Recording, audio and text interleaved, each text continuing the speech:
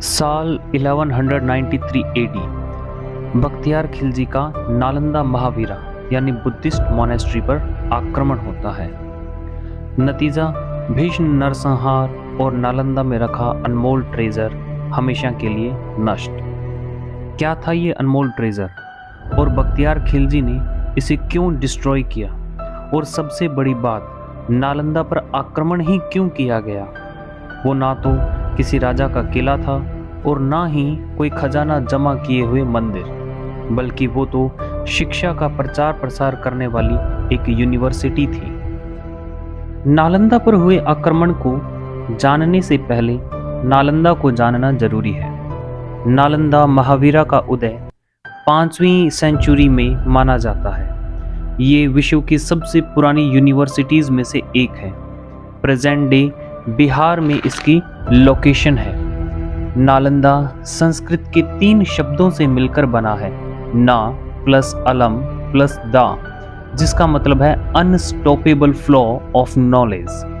नालंदा महावीरा की जानकारी हमें ह्यून सैंग और इट्सिंग जैसे चाइनीज ट्रैवलर के अकाउंट से मिलती है। ह्यून सैंग 7th सेंचुरी में नालंदा आते हैं। वो इसकी स्थापना का श्रेय गुप्ता वंश के शासक कुमार गुप्ता फर्स्ट को देते हैं। ह्यून सैंग लिखते हैं कि यहाँ 10,000 मॉन्क्स और 1,510 टीचर्स रहते थे, मतलब ये एक रेजिडेंशियल यूनिवर्सिटी हुआ करती थी। नालंदा में China, Japan, Korea, Indonesia, Persia, Turkey और श्रीलंका जैसे देशों से लोग पढ़ने के लिए आते थे। यहाँ बुद्धिज़्म के साथ साथ astronomy, mathematics, philosophy, medicine and grammar जैसे सब्जेक्ट्स की भी शिक्षा दी जाती थी। यहाँ तक कि उपनिषद के कुछ ओरिजिनल मैन्युस्क्रिप्ट्स भी यहाँ मौजूद माने जाते थे।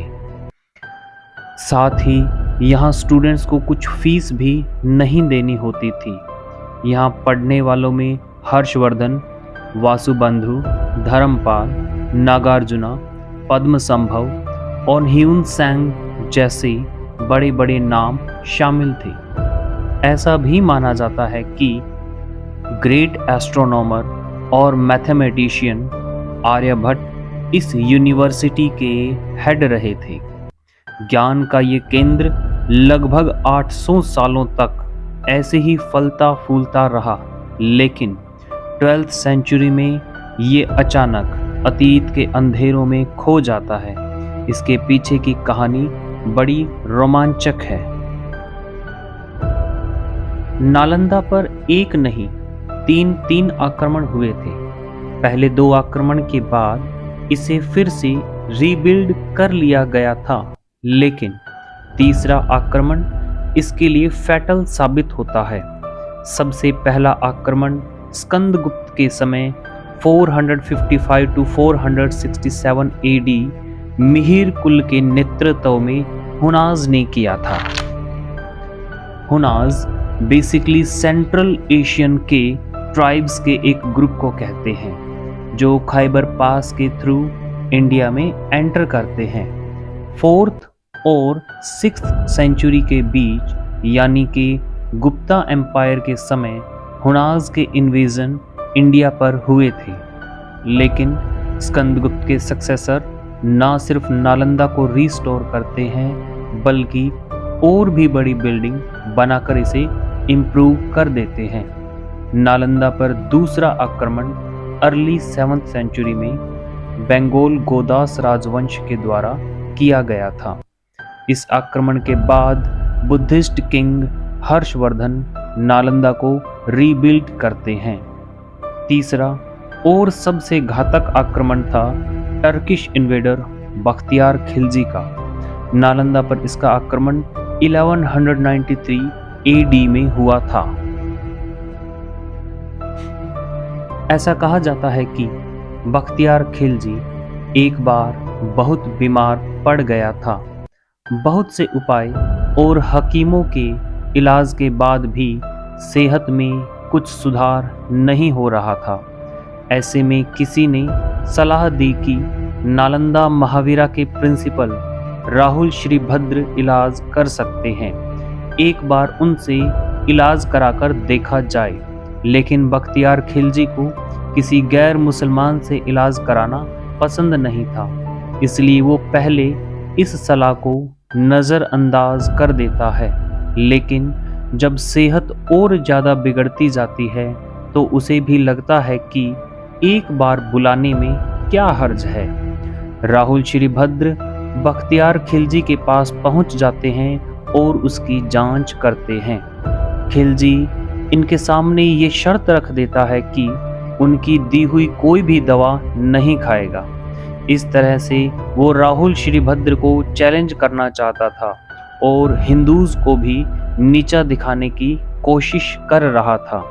इसके बावजूद राहुल श्रीभद्र भरोसा दिलाते हैं कि खिलजी की सेहत में जल्दी ही सुधार हो जाएगा। वो खिलजी को कुरान देते हैं और कहते हैं कि इसके कुछ पन्ने रोज पढ़ा करो। खिलजी ऐसा ही करता है और देखते ही देखते खिलजी की तबीयत सुधरने लगती है।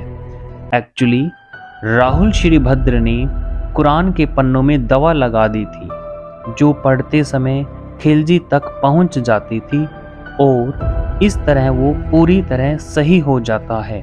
जब खिलजी को इस बात का पता चलता है तो उसे बहुत ज़्यादा इनसिक्योरिटी और जेलसी फील होती है। उसे लगता है कि इन काफिरों के पास मुस्लिम हकीमों से ज़्यादा ज्ञान कैसे है। बस इसी बात से नाराज़ खिलजी फैसला करता है कि वो इस ज्ञान के सोर्स को ही हमेशा हमेशा के लिए ख़त्म कर देगा। आइए जानते हैं कि इस ज्ञान का सोर्स आखिर था क्या। राहुल श्रीभद्र और नालंदा में रहने वाले उनके जैसे हजारों बुद्धिस्ट मॉन्क्स का सोर्स था यहाँ की लाइब्रेरी। नालंदा के पास उस वक्त दुनिया की सबसे बड़ी लाइब्रेरी थी।